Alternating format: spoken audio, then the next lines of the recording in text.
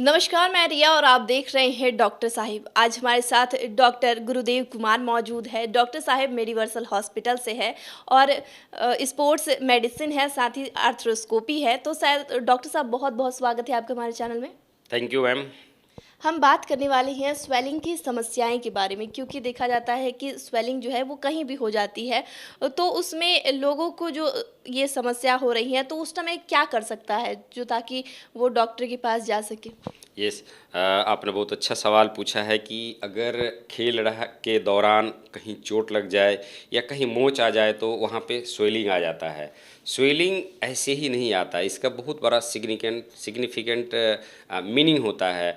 Like खेल के दौरान घुटना में स्वेलिंग आ गया, टखना में स्वेलिंग आ गया। स्वेलिंग के साथ साथ वो कैसा दिखता है, हरा दिखता है, नीला दिखता है, घुटना को मोड़ने में और सीधा करने में किसी तरह की आवाज़ आती है, पैर थोड़ा सा मचकता है। उस कंडीशन में डेफिनेटली पेशेंट को डॉक्टर से सलाह लेनी चाहिए।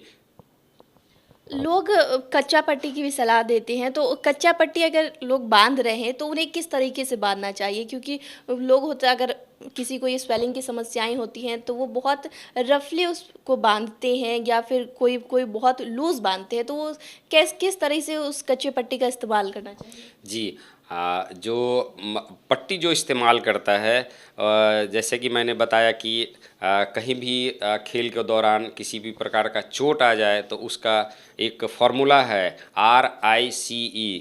रेस्ट, आर से रेस्ट, आई से आइसिंग, सी से कंप्रेशन एंड ए से एलिवेशन। तो रेस्ट देना है, आइसिंग करनी है, और कंप्रेशन की एक गर्म पट्टी जो बहुत कॉमन हर कोई जानता है कि एक गर्म पट्टी बांध ले, उसी को क्रेप बैंडेज बोलते हैं।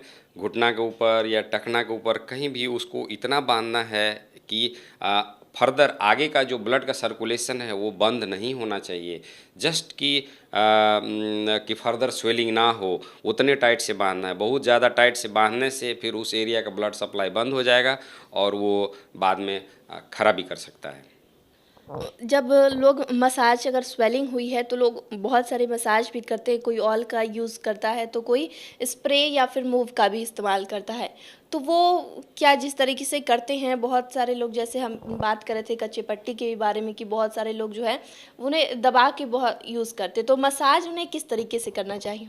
जी, अगर इंजरी हो गई तो इंजरी के बाद मसाज मसाज बिल्कुल अलाउ नहीं है। अगर इंजरी होती है उसके बाद अगर आप मसाज करते हैं तो उससे और फर्दर इंजरी होता है।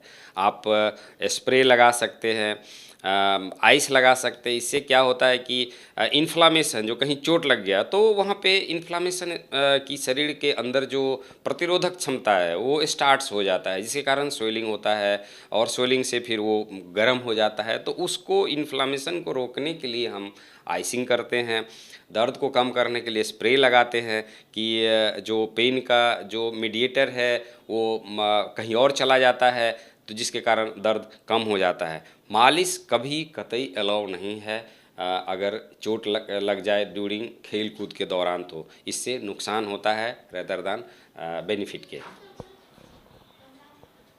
अगर बात करते हैं स्वेलिंग की ही कर रहे हैं, तो इसमें बहुत सारी टेक्निक भी आती है, या फिर लोग गर्म पानी का, बहुत गर्म पानी पे भरोसा करते हैं। तो क्या इसका इस्तेमाल करना सही है। जी, ये भी एक बहुत बड़ा फैक्टर है कि मैक्सिमम जो हम लोग ओपीडी में पेशेंट को देखते हैं, चोट लग गया और आके बोलता है सर 4 दिन से दर्द हो रहा है, चोट लग गया था, देखिए सूजन आ गया और हम गर्म पानी लगा रहे हैं। नहीं, गर्म पानी इनिशियल 10 डेज बिल्कुल नहीं लगाना है, क्योंकि गर्म चीज़ में हम कॉमनली हम जानते हैं कि हीट से क्या होता है, डायलिटेशन होता है, फैलता है। तो अगर हम किसी एरिया में हीट लगाएंगे, चोट लगा हुआ है, तो वो और फर्दर से डायलेट करेगा, वो इन्फ्लामेशन को बढ़ाएगा।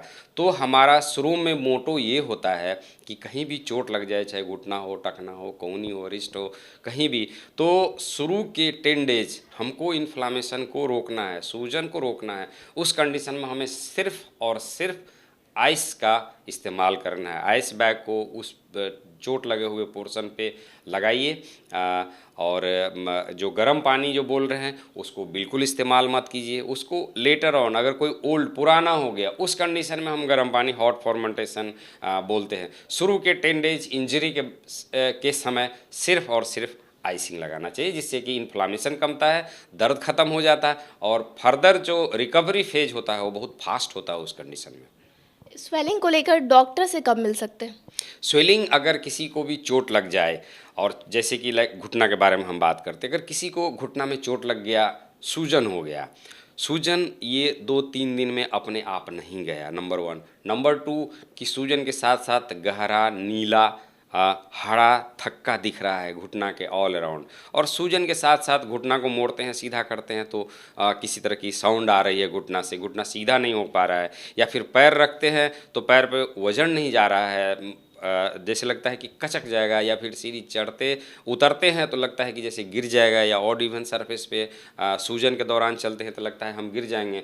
उस कंडीशन में डेफिनेटली पेशेंट को डॉक्टर की सलाह लेनी चाहिए। तो शुक्रिया डॉक्टर साहब, जो आपने हमारे साथ, हमारे दर्शकों के साथ जानकारी साझा की, उसके लिए बहुत बहुत शुक्रिया। Thank you. तो आप डॉक्टर गुरुदेव कुमार को सुन रहे थे, जिन्होंने इतनी सारी जानकारी हमारे साथ स्वेलिंग के बारे में साझा की है। तो इस विषय में आपकी क्या राय है, हमें कमेंट कर ज़रूर बताएं। चैनल को सब्सक्राइब करें, फेसबुक पेज को लाइक करें। डॉक्टर साहब से आपके क्या सवाल है, हमें कमेंट कर या मेल के माध्यम से भेज सकते हैं। वीडियो देखने के लिए आपका शुक्रिया।